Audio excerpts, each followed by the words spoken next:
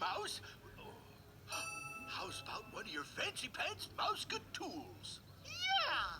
Everybody say, oh, toodles! Oh, toodles!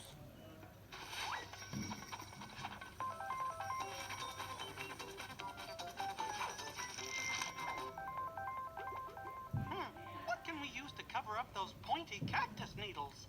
6 rubber duckies, a bath towel, or a blow dryer? Oh, wait a minute.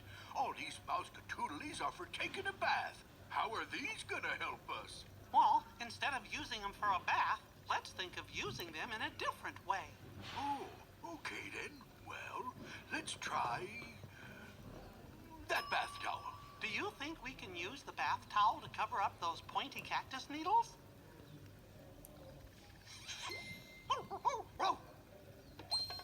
We got us some ears. Now give me some cheers.